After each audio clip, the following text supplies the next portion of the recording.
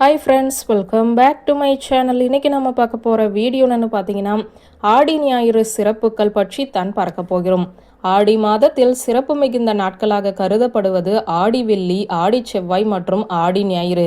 அப்படிப்பட்ட சிறப்பு நிறைந்த ஆடி முதல் ஞாயிற்றுக்கிழமை மிகவும் விசேஷமான ஒன்று. ஆடி மாதம் என்றாலே அம்மனுக்கு உரிய மாதம், அம்மனை வழிபடுவதற்குரிய சிறந்த மாதம். அதிலும் குறிப்பாக ஆடி ஞாயிற்றுக்கிழமை என்பது பல அம்மன் ஆலயங்களில் திருவிழாக்கள் நடக்கும். இந்த அற்புதமான ஆடி ஞாயிற்றுக்கிழமையில் செய்ய வேண்டிய வழிபாட்டை தான் பார்க்க போகிறோம். முதலில் ஆடி மாதத்திற்கு விசேஷமாக கருதக்கூடிய அம்மனை அன்றைய தினம் எப்படி வழிபடுவது என்று பார்ப்போம்.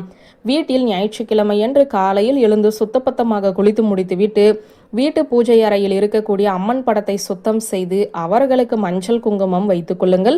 பிறகு வேப்பிலை, வாசனை மிகுந்த மலர்கள் போன்றவற்றை அம்மனுக்கு சாற்றி ஏதாவது ஒரு இனிப்பு பொருளை நெய்வேத்தியமாக அம்மனுக்கு படைத்து கொள்ள வேண்டும். பிறகு ஒரு தீபத்தை ஏற்றி வைத்து குடும்பத்தாருடன் சேர்ந்து ஓம் சக்தி எனும் மந்திரத்தை 108 முறை சத்தமாக உச்சரிக்க வேண்டும். இப்படி உச்சரிப்பதன் மூலம் அம்மன் நம்முடைய வீடு தேடி வந்து நாம் செய்ய வேண்டிய அனைத்தையும் வாரி வழங்குவார்.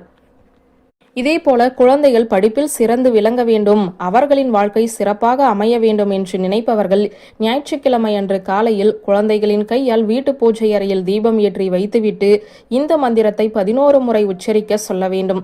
இப்படி உச்சரிப்பதன் மூலம் அவர்களுடைய பிற்கால வாழ்க்கையில் நல்ல கல்வி அறிவு பெற்று சிறந்த வாழ்க்கையை வாழ்வார்கள். இப்போது இந்த மந்திரத்தை பார்க்கலாங்க. இந்த மந்திரத்தை டிஸ்கிரிப்ஷன்லையும் கொடுத்துருக்கேன், பார்த்து தெரிஞ்சுக்கோங்க. ஓம் வாகீஸ்வராய வித்மகே ஹைக்ரீவாய தீமகி தன்னோ அம்ச பிரச்சோதயாத்.